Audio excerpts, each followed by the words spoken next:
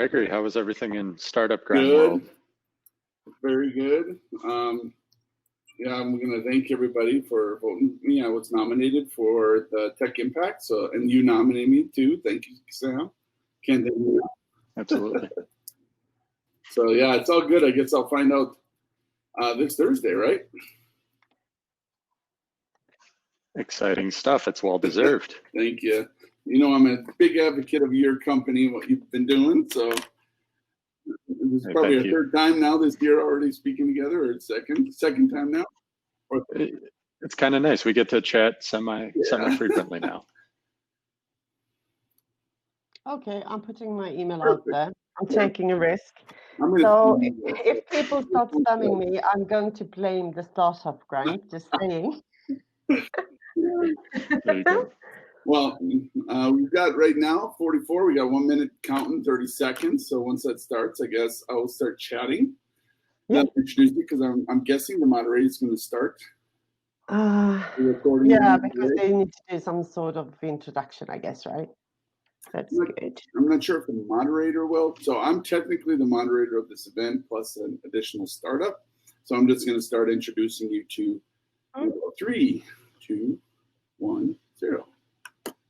Hello, everybody. Welcome to Twin Cities Startup Week. It is officially 15:45. We're at the end of our daytime here coming soon. We only have Fucked Up Minneapolis event coming after us here. So we're pleased to, be one of the final few at the end of your day before you continue with your event here with F'd Up Minneapolis. I'm not sure if I could say fucked up, but it's spelled that way. So I'll just do it that way.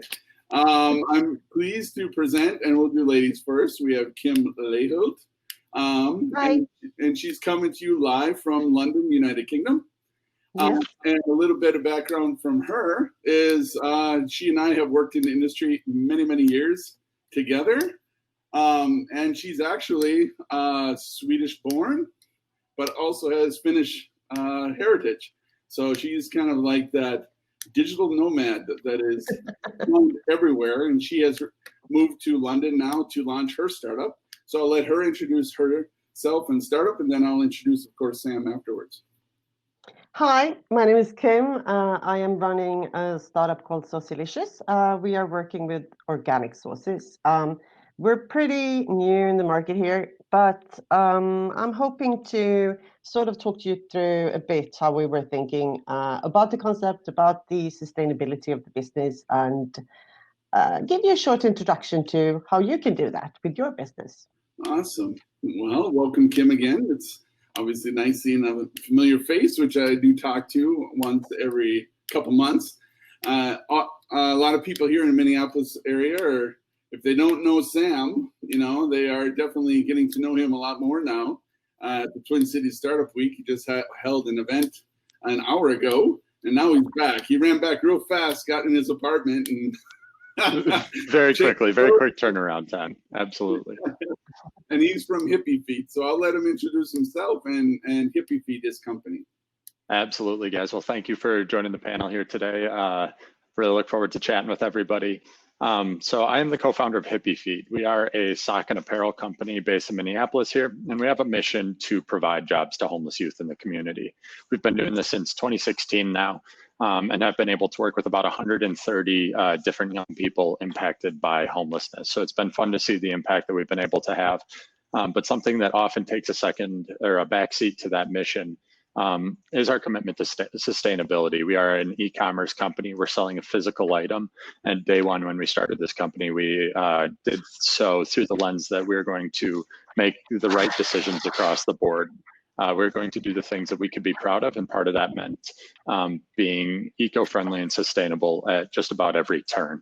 So we've made a big commitment to that, and it's always a work in progress, but I'm really looking forward to diving into ways that companies that are sort of on the cusp of that digital company have a little bit of a brick and mortar, a concrete world sort of footprint, how you can minimize your impact from that point as well.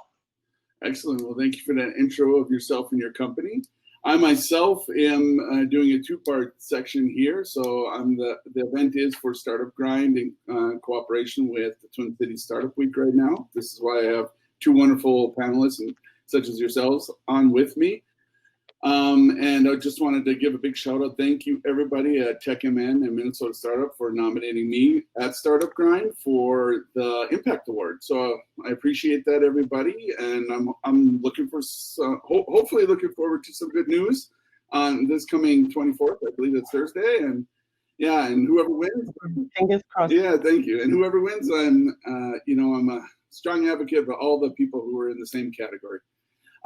Secondly, I'm also recently launching my own sustainable type of application. It's a mobile app, and it's called Blinng, B-L-I-N-N-G. It's play on words, but .com. But what I'm also doing right now is it's going to be launched in the Google Play Store here next week, and it's actually a marketplace mobile application that allows you to buy and sell pre-loved fashion accessories. The reason I want to do fashion accessories because they are one of those items that last a lot longer than textiles or fabrics, such as clothing. And when I'm talking about accessories, we're talking about anything from shoes to watches to hats to scarves. So things that have a longer shelf life, but at the same time, I've also committed, as the two other founders here with their companies, to operate a sustainable business, meaning to be something that is reusable and resold to protect not only the environment, but fast fashion waste or water pollution. So, and in addition to that, every product that is sold on the application at Blinng, we will be giving 20% back to companies that fight fast fashion waste. That is global. So that's the quick pitch right there for my company that'll be launching soon. As you can see in the session chat area, we all gave our contact information for you all listening and watching. So feel free to contact any of us, and we can get the road on the show on the road now. Sorry. The road on the show is not a good one. My German. But obviously, as we know, to be a sustainable company, you're trying to make an minimal impact, let it be on the environment that could be positive. That's mainly a positive impact, right? And all of us are trying to do that right now. And I just wanted to kind of say, when you do look at the types of these companies that make an impact, you can either be a human impact, a social impact, economic, or environmental. And I think each of our companies kind of hit on each of those sections or sectors, which is why I kind of wanted to go a little bit more in depth with that. So maybe Kim, you can talk a bit more about your sauces that you're going to be launching here soon in the UK, and what kind of like distinct area do you see yourself connecting to out of the human, social, economic, or environmental side of things? Yeah, I can start with how I think about sustainability, because that's very much connected with the product, because this is not just a product to me, it's a passion. I'm very passionate about good food, sustainable food, organic food that's grown in a place where you know where it's coming from. There's a food chain in the UK, Marks and Spencer, for instance. They have on a lot of their packaging a picture of the farmer who actually grew that specific food they are selling, and I love that. This is also a country of fantastic produce, which is also yet another reason to create really good sauces with good produce that's locally sourced. So that was the beginning or starting point for Saucilicious. But when I'm discussing sustainability, I don't want to just look at the organic food production side of things, right? Because that is only one part of the sustainability thinking. It's an ecosystem. So you have to take into consideration the things you put into your product that people will eat, how healthy and good is it? You also have to create the sustainable business model. You have to make sure that the people who are working with the production of your product are doing that in a sustainable way with minimum waste as far as it's possible to take it. It's also packaging, it's labeling, And all of these things that surrounds a product, it doesn't matter if it's a sauce or if it's a packaged product of other sorts, right? But there are also other elements to this, which is financial sustainability for the company long term. How do you motivate your employees to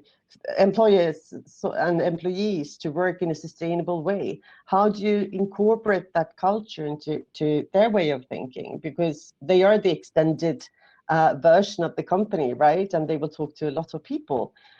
So there's so many parts in the sustainability discussion, in my opinion, that it's really hard to squeeze it into the 10 minutes we have. But to sort of give you a picture of how I'm thinking, I'm trying to embrace that and create a company that embraces these things. And it's nothing you can do overnight.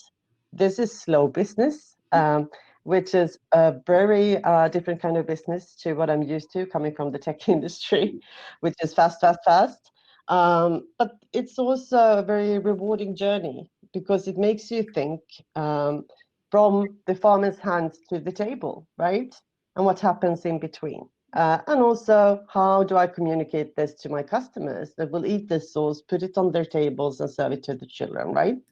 So it's an interesting journey. And to me, I'm pretty new in the food industry. It's been a fast learning curve, but it's really fascinating and it's doable. And I think it's good not to be from the food industry launching a product, because I think that I and other people who are doing new things in this industry, we think outside the box. I come from tech. I take everything I learned there with me, right? Which is building inefficient processes, for instance. How can I make things scalable? I mean, at the end of the day, it's still a product we need to launch, right? So it's super interesting. And I think you come from that background is very valuable because you can launch a company more efficiently, using your sales, your management background, everything that you've learned in the past, your digital background, it actually will help, launch more of a company more efficient, but also I love the fact that you're using ingredients that are natural, that are pure, that are, not having long shelf life. So it's actually an excellent idea. I look forward to sampling it when it's live. I'll send you some. And if everybody signs up now, to her site, I'm sure she'll be able to send you some free samples too. I'm just kind of doing that without asking you, but you're going to have probably a lot of people asking. Just send me an email and we'll sort it out, as we say here in the UK, right? What kind of drove you and your partner Michael to really, do that initiative also with the sustainability side of your company? What was that driving factor that impacted you most to want to do that? Yeah, so being in the sort of apparel fashion space, we look at sort of the normal way of doing things, and everyone's familiar with the concept of fast fashion these days. And it doesn't take too long of a hard look to know that the status quo is broken, that way of doing things is not sustainable for our planet. It's not a way to, it is not the direction that business can go. Everyone off the top of their head probably knows a handful of different brands that just kind of fit the iconic profile of, using synthetic materials to manufacture products at a very low cost that are only meant to last one season, so that you have to go out and buy, every fall you have to buy a new round of sweaters because the other ones are falling apart at the seams. A lot of that is because it's international, right? Or it's cheap with certain areas or regions on the globe where they can get cheaper human labor, and that in the end effect cheapens the cost of the clothing, but also the quality is probably not going to be there as well. Sorry for interrupting. No, absolutely, and that's a major factor of it. I think there's a little bit of planned obsolescence in there as well. So your clothes are not intended to last, and so when we look at the way that we can enter this space and be a company that puts sort of sustainability at the forefront of what we do, we have a lot of places for improvement over the current system. Some of the ways that we do that, for example, is producing our products in the United States. It doesn't seem that obvious, but by shortening supply chains, we don't have to ship, materials from Spain to China to be finished in South America and then brought back to the States to actually sell. Instead, we can shorten supply chains, lower sort of the carbon inputs into our products that way, rather than using synthetics that are often petroleum based and are just not good for the environment, that don't break down if they are disposed of. We're using organic materials whenever possible. Organic in the cotton wool sense. We also use organically grown cottons, organic wools. We use recycled materials whenever possible. So we're really looking at all of the places where the current system or the current status quo is going wrong when sort of sourcing and creating their products, and trying to reconcile those. And the really cool thing is that it turns out that you get a better product as well. When your socks aren't meant to have a hole in them after 3 months, people like their socks more. When when we build things to last, people can feel that quality, and it really does create a better product. Yeah, and I agree with Sam. Sorry for interrupting you, Greg, but I really agree, and this is also where I'm coming from. I think a lot of startups are thinking this way now, that we have a responsibility as entrepreneurs to create change and to help make the world a better place. And a good way of doing that is to look locally, right? And is this a sustainable business? How can I help the community succeed? Because if the community succeeds, I will succeed, right? And I think that is so important. And also the product quality, as you mentioned. It doesn't matter if it's fashion or food. We have to think about quality, and stuff has to last. And with food, it's also the health thing, which actually is true for fashion, considering how some textiles are treated. We can have an hour-long discussion about this, Sam. Yeah. But I agree with you so much, because this is exactly where I'm coming from. And I think this is the way to do business today. It's so important. Just some kind of like quick facts for everybody, which is also why I wanted to also fight the fast fashion waste war here by launching Blinng, is that about 20% of the global water use is wastewater, just for creating these fabrics or new textiles that are in the market. And textiles, technically the top 3 waste thing that discharges 2.5 billion tons of wastewater a year. And it takes 5 gallons just to create 1 t-shirt and 1 jean. 5 gallons of water. And I'm positive they're not using ocean water, which is salted. They're using fresh water, right? That is drinkable, and it's already limited on our planet. So that's something where I believe strong in that initiative of the environment. And there's a way to still make a profit while taking care of our, local or global environment. Yeah, but I think also that is a really good topic you bring up there, like making a profit, because it's not bad to make a profit while you're doing something good, because you have to make a profit to make the company sustainable. So if you have business, if you don't have any profit, I mean, you can't help anyone and you can't create any change.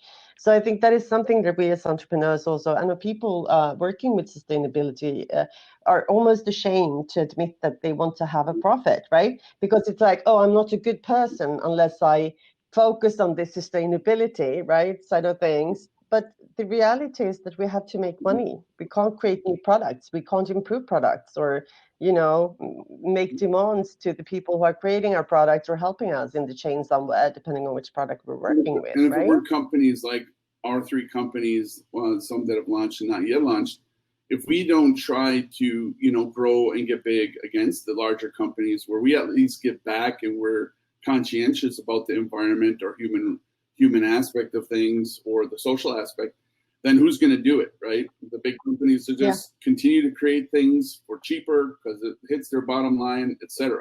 And so I totally agree with you. Making a profit's not bad, because then we can hire people who are socially conscientious as well, environmentally conscientious. We're providing jobs where it'll increase fair wages across the board. So there's a lot of positive when you do have that social aspect of things.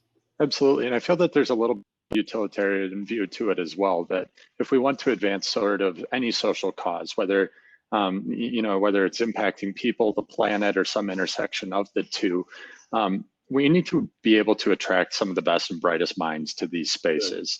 And those best and brightest minds aren't always just scientists. You know, if the responsible companies can be getting, you know, the world-class marketers, the world-class web designers, product teams, you know, that really brings the people into the equation that will actually be the ones to change this process. So across the board, you can only do that when your business model is financially sustainable and scalable. Correct. Yeah, definitely. And by the way, just for people who know, there was a previous session on right before ours. There are ways to still make a profit, incorporate your company. You can be a B Corp. You can be I think it's a social purpose corp. I wrote that down. That's a new one coming out. Everybody knows about beneficial corp, the B Corp. Or you can still be that Inc. or for profit and just create a fund on the side, and then, you know, give back to society that way too, or the environment. Or causes that actually continue to fight this. So. That's so true. And it's also a matter of health, at least from my point of view with the food industry, because if you look at what's in the food today with all the stuff that they put into the jars, I have done the research, so I know what it is. It's a lot of stuff that you can't even pronounce. Trust me, it doesn't matter how many languages you speak, I speak 4. It's impossible. And the philosophy is pretty much like, if you can't pronounce it, it's probably not that good for you, right? But we feed our kids with this. And to me, this is a concern. And it's also a concern to me what we are doing to ourselves and our planet and to our children, because we have so much products, what we wear, what we eat, what we drink, that's so full of chemicals. Also, I mean, just shampoos. There's so many areas where we should have more entrepreneurs doing more, because we know how to build businesses, right? But I can't do everything. Sam can't do everything, or Greg can't do everything. So for all of you out there who are listening to this, just go for it and do. It's scary with these big corporations, but we can actually make a difference, because we're a lot more, there's a lot more of us than these corporations. So eventually they will have to change, right? And it's better for all of us. We know, like, especially in the US, Europe too, if you're that small startup and you just have that drive, that gumption, the grit to continue to make change, you can make change, you know, no matter how big or small you are. And I truly believe that we really should focus more on science, focus more on taking stuff, you know, that's how they call it, the legacy type things, and bring in technology to make them run better, more clean, run more efficient, right? Because we cannot always, you know, be having one product to fuel all of the earth, and we can't have, you know, one type of grain that's going to fuel all the energy in our bodies. We have to kind of make a good mix of everything, and people like choice, they like opportunity. And in order to do that, we just have to, you know, let that private business go wild. Let your mind, your energy, you know, just get it out there and do it. And if you fail, you fail, but at least you did something and you put that first step forward to make change. Yeah, so true, so true. And I think that's interesting to me, because Kim, your and I's business, we have the commonality that where our products ultimately start is with a farmer somewhere, right? We have farmers growing cotton, and you have farmers making the inputs for your product as well. And between that and getting to a customer, there are a series of those decisions that need to be made. There are numbers of different touches of the raw materials, of shipping things. There are vendors that maybe build your website or host your app or whatever it might be. And at every single point along that line, when you map out that flow of how you deliver value to a customer, you're presented with choices. And this new wave of companies is really just about making those choices in a way that's most responsible, in a way that has a positive impact, rather than just limiting the negative impact. Saying, how can I allocate resources to a community that doesn't otherwise have it? How can I choose the vendors that are acting responsibly? How can I use materials that have a smaller impact or even a positive impact in the world? So it's really that range of choices that allow us to, you know, shift from minimal negative impact into actually making a positive change in some way. Correct.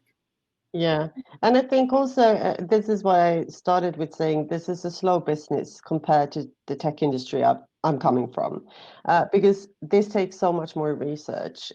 Because if you want to be responsible and have a sustainable business, you cannot run and just do. You have to think all the time because it's like you say, all these small steps from the farmer to the logistics to the producers to the factory to the packaging, everything matters. And it's also about being able to stand straight and say, yeah, I've done my research. I've really packaged this product in a sustainable way as well as I can with the things we have today. And it is a good product that I can stand by, right? And feel proud of it and not just push something that is crappy out there. And then it has to take some time. And it's okay, right?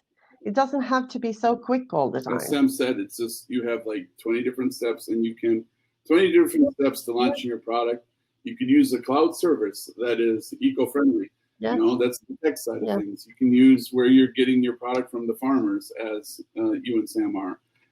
You can the packaging, right? You can choose eco-friendly packaging. You don't have to do it all. One little step in that cog of that launch is all you need, and you're making already an impact. Yeah. Very well. So we are coming down now to the last few minutes, but I just kind of wanted to see if you are aware of who are the top 5 most sustainable companies in the U.S., for example. Who do you think they are, Sam? Oh gosh, I really don't have any idea. I know that Google made their big carbon negative announcement recently, and that would be, I'm going to throw them into the mix. Otherwise, I would have. Otherwise, I don't really know. I think it's easier for a tech company to have a minimal impact than CPG or anything producing a physical product. Yeah. So I would say Amazon Web Services, because I know they have a zero emission goal for their like server, all this stuff. So but I'm not sure which year I'll get back to you, is Tim, supposed to be zero. This is one for Sam right now for the U.S. And Sam, you are actually right. It is more tech-related companies or service-related companies, but they're the top big ones. And considering Google, Apple being the richest companies in the world, they're not even in the top 5. And one of the companies that is Minnesota-based is in that top 5. It's called Best Buy. Really? Cool. Yeah, that's I really did that cool. information today. Something I would think too, like you just said, Sam. You think Google, you think Apple. They're some of the biggest companies in the world, but they're not. And then Kim, who do you think are in Europe top 10? Oh, good question. To be honest, like I don't have those numbers at all. But what I know about Amazon is because I looked at that, like the cloud solutions for another startup I'm working with. So how can I work sustainably with that and with storage of data? Because it's super interesting, right? And that's when I found out that they are actually doing quite a lot that I had no idea they did, because I have seen no press releases about it. I think it's very interesting. Very interesting, and it's true. So they're doing the small impact that they can, but they're also still not in the top 10 in Europe. And you've got a lot of European ones that you'll know. It's like Ørsted, Christian Hansen, Nest, Novo Systems, and ING Corporation, which is more financial. Cool. Those are the top 5 in Europe. That was really surprising with ING. Didn't see that one coming. We all know our local startups that we love, right? Here, even locally, we've got Love Your Melon, where they're also using good fabric to create like cappies for winter time. You've got Warby Parker, who was one of the drivers that started that a long time ago, where you're not making your glasses, because you too are wearing glasses. I'm going to have mine pretty close, because I'm getting up in age. But, Warby Parker was one of them that led the way, too, as being a social conscientious startup. So we always have those startups that are out there. I just kind of wanted to draw on that fact, because we always have that belief that some of these big companies that we really cherish aren't even hitting the top 10. So, but they have a long way to go. As long as they start, they're doing that, they're making an initiative, and that's all that we can ask of them. So right now we are down to the end. I just want to say thank you to you two. Again, our contact information is on the right side of the screen here. If you go to session and the chat area, everybody who's watching. Kim, I cannot thank you enough. It's been a long time since we've done this, face to face. Just want to let everybody know too that Kim and I are going to be launching in a month's time what's called Beta Chat, and we're going to talk about and it's going to be a podcast that talks about digital nomads, such as ourselves. Yes. So Kim and I have lived around this many countries, many cultures. We've experienced a lot, and we kind of want to share that with everybody through a podcast. It's something going to be coming up soon. It's going to be betachat.live. And Sam, you know what? You're in there. I hope you keep winning awards here in Minnesota area and beyond, you and Michael. And you know what? You guys rock. I love that you're helping the homeless find work. I love that you're doing the conscientious thing, working with local farmers to create your product, your fabric products with cotton and stuff. And, you've always done such a great job. I've liked you guys from the beginning. You're like starting and launching from grit. You're already 2 steps ahead of Kim and I, but we'll get there. We're just well, I appreciate the support, guys. Thank you. Thank you. Exciting journey. Really interesting to hear about. Excellent. To everybody at the Twin City Startup Week that's watching now, have a great rest of your week. And yes, take care, and we love you all.